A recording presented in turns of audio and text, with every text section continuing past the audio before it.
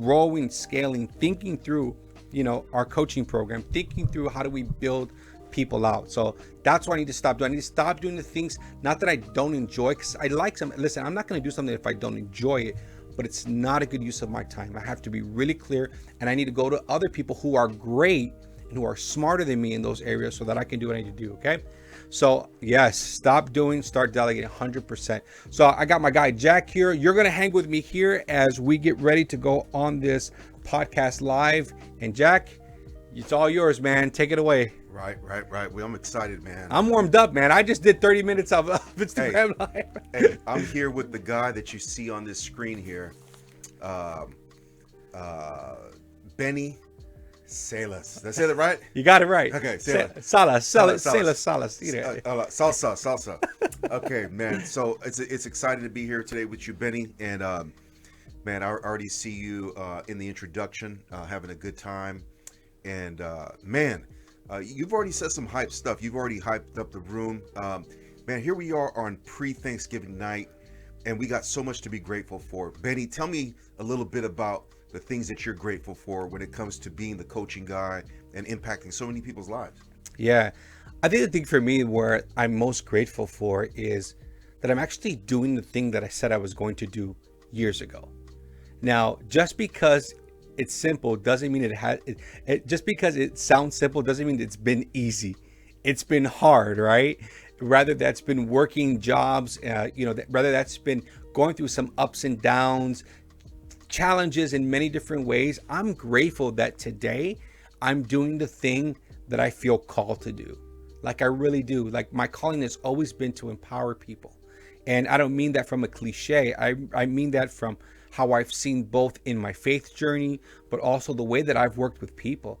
I'm grateful for that. I'm grateful for my family. We're getting ready to move, Jack, into, you and I, we've talked about it. I'm getting ready to move into a new home, and we're moving a little bit north, and I feel like there's something new. So there's a whole new season of my life that I'm grateful for. I'm grateful, one, for this relationship. Jack and I have been friends for many, many years, and we almost, right before the pandemic hit, we almost started this project, which, by the way, here's a lesson for you.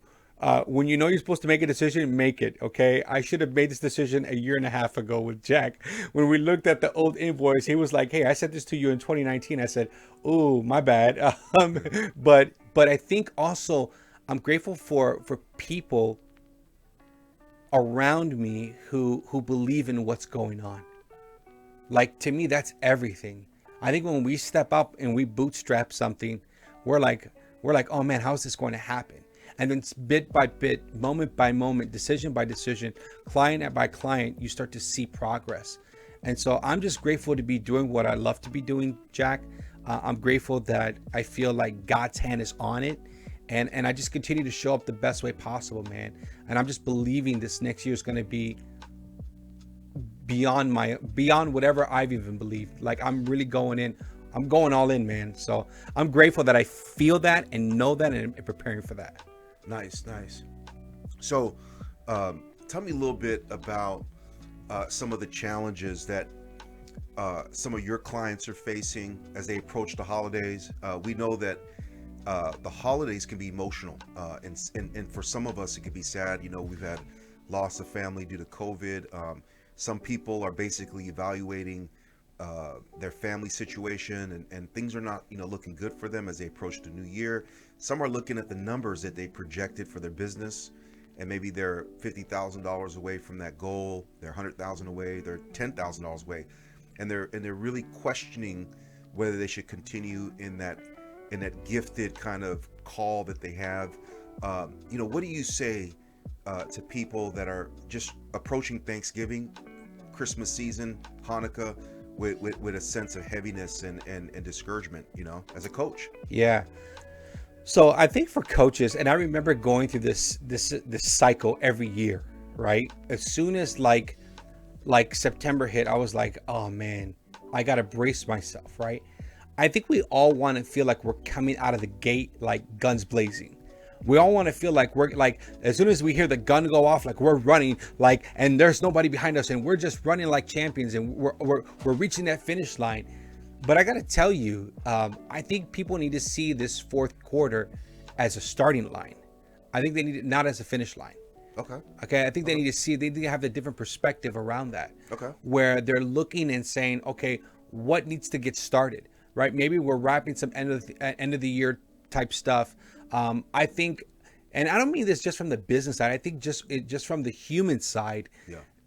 This is a very challenging season for many people. I know for me, just my own personal experience, I went through a traumatic experience during the holiday season. Okay. So for me, for many years, the holiday season was very confusing. Yeah. It was almost like I wanted to find joy, and at the same time, I was finding turmoil. I was finding chaos and not peace. Yeah. And so it wasn't until either I was even having my own family, you know, and I started to develop new memories, both in life and business, that I could actually be encouraged about this season. Yeah. And so I think for business owners, coaches, if you're really thinking about this holiday season, what are you going to do? What are you going to do? Start recruiting people into your program.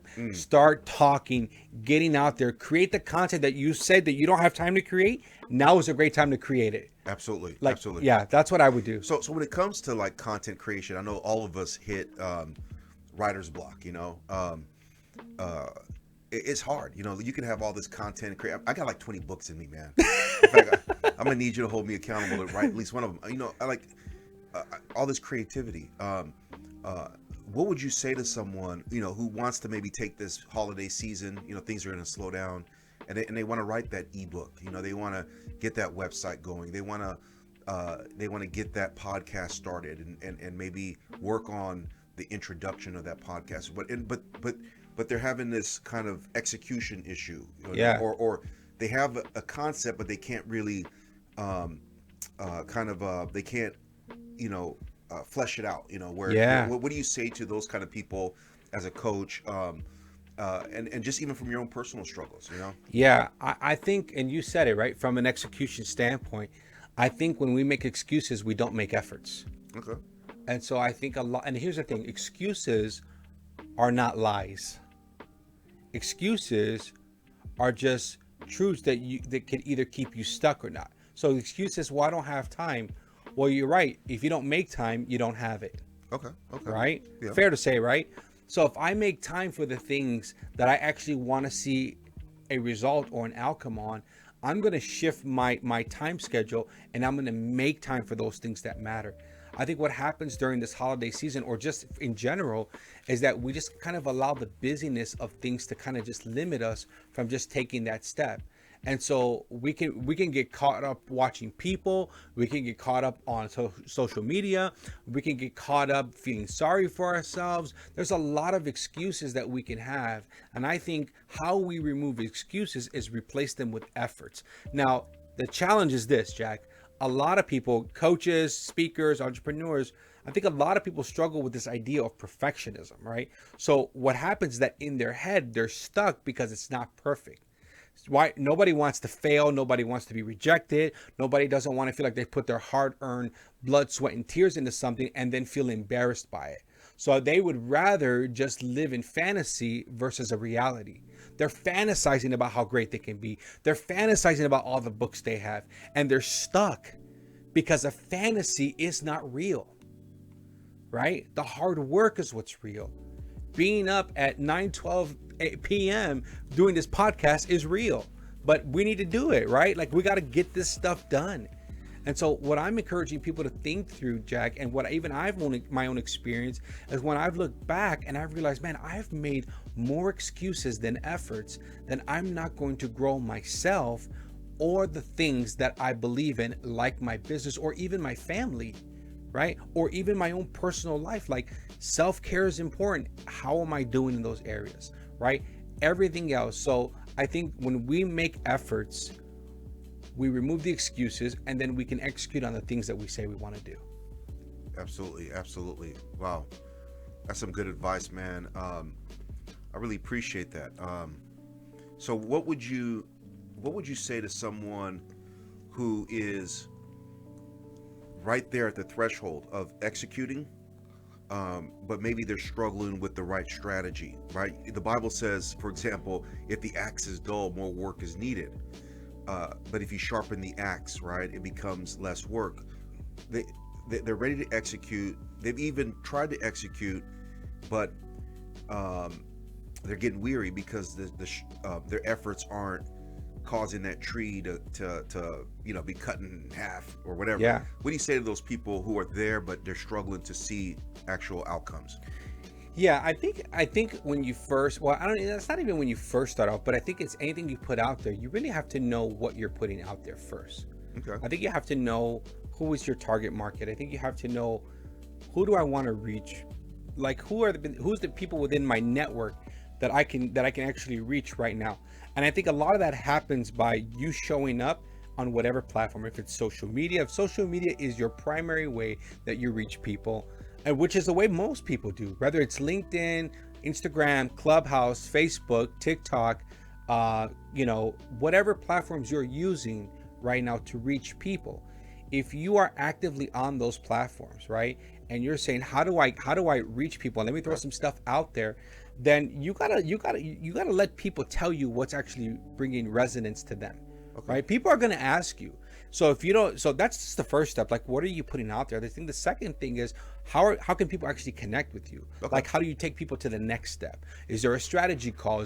Or do you expect people to just look at you and just automatically buy? Like, which is not real. Yeah. Right? There's usually about 10 to 17 touches before you even get somebody into one of your programs.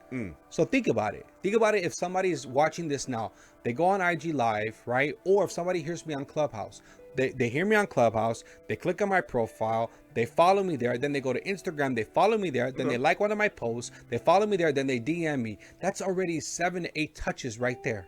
Yeah. Then I set up a strategy call, then they go to my website, then they get the email. Like that, I get that, like, automatically that happens. Okay. And I think if we're not present and we're not showing consistency on how people can access us, what's going to end up happening is that we're not going to throw things out there. We're not going to be confident.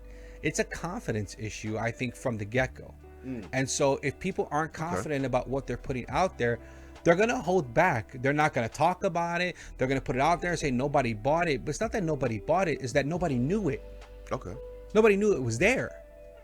And here's the thing. Here's the thing I would say to people, and hopefully people here will get this, is that I think a lot of people are putting content out there for people who aren't going to buy anyways. Wow. And that's the tendency, right? Of most leaders, right? Teachers even. We put all of our energy into kids who aren't listening. Yep. Right? The customers who aren't biting.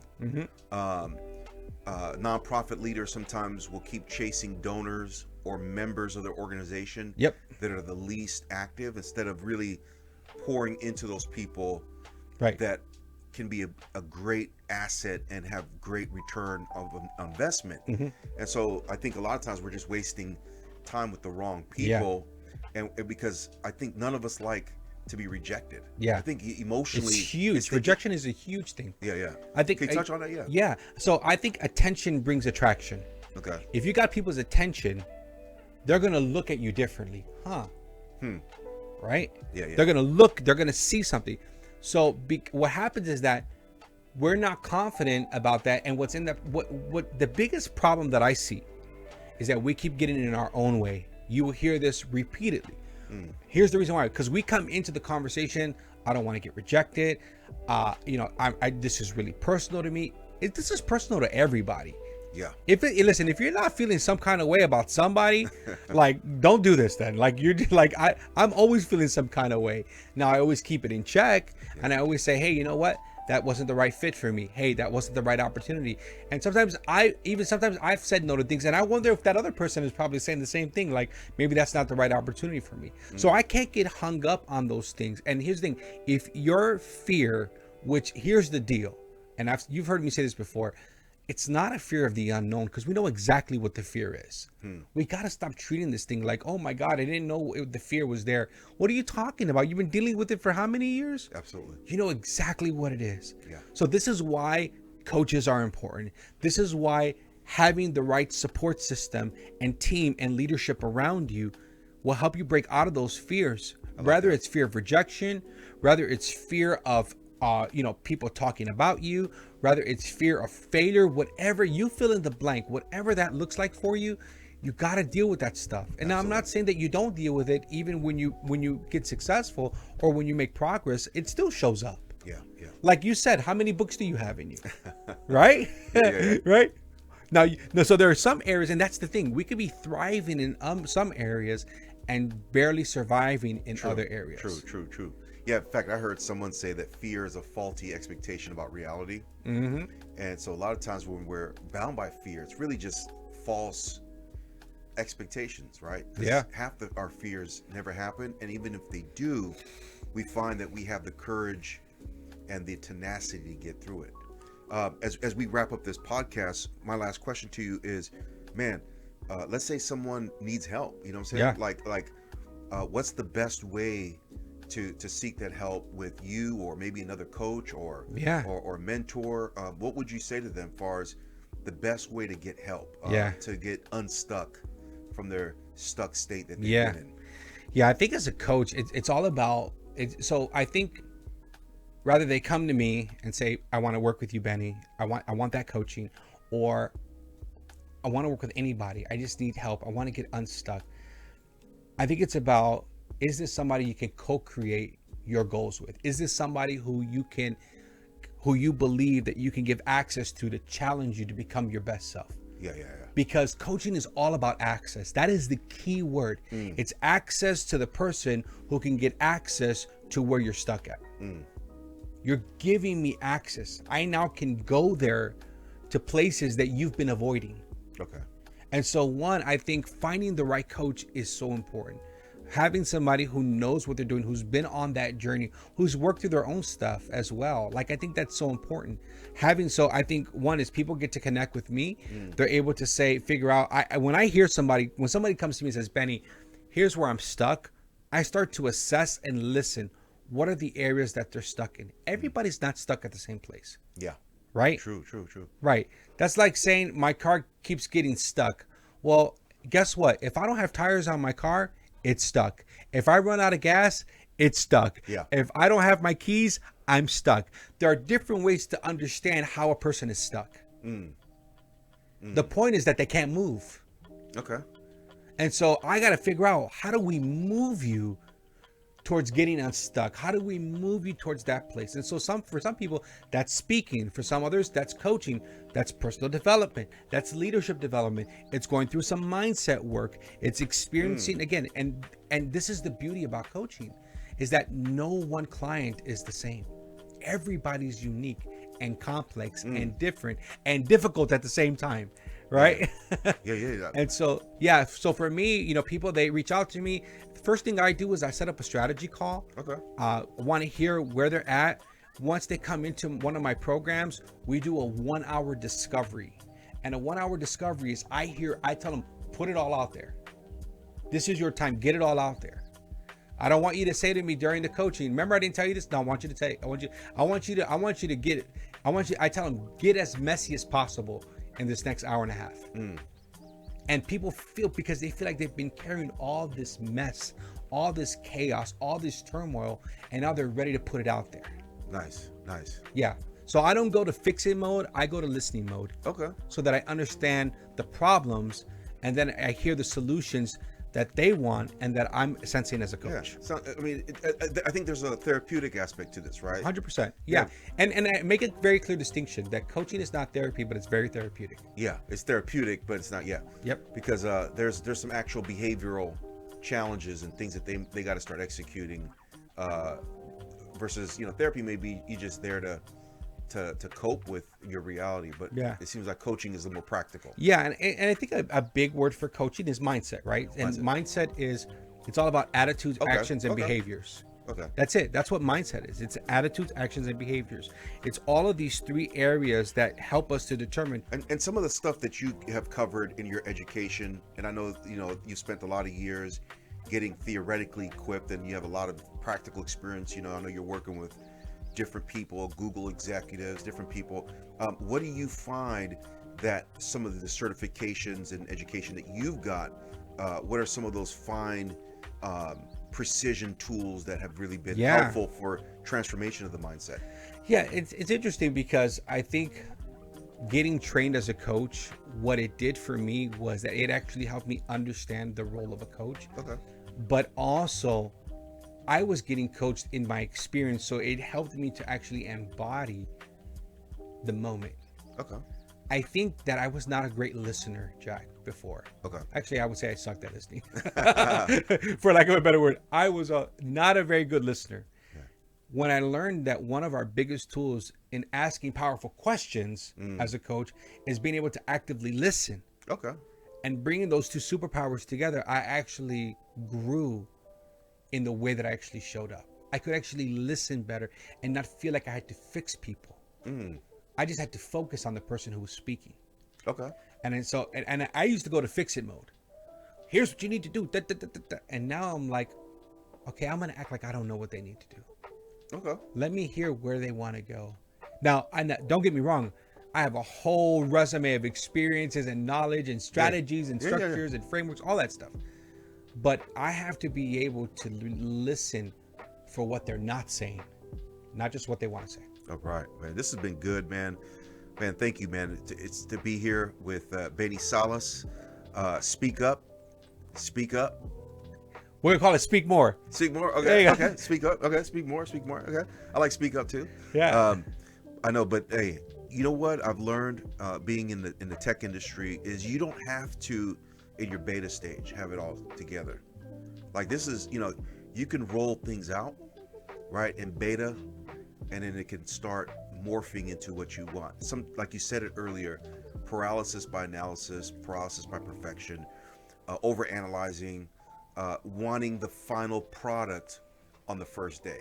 Yeah. Right. Even from a faith perspective, right? God took 6 days, and all the Abrahamic faiths believe that. And it's like, he didn't do it on 1 day. He didn't do it, 2 days. He did it 6 days. And then he rested and chilled and was like, yo, look at what I did. And what he did was he created us amazing people. Yeah. And that's, I think, the thing that you highlight the most. And I appreciate that about you, man.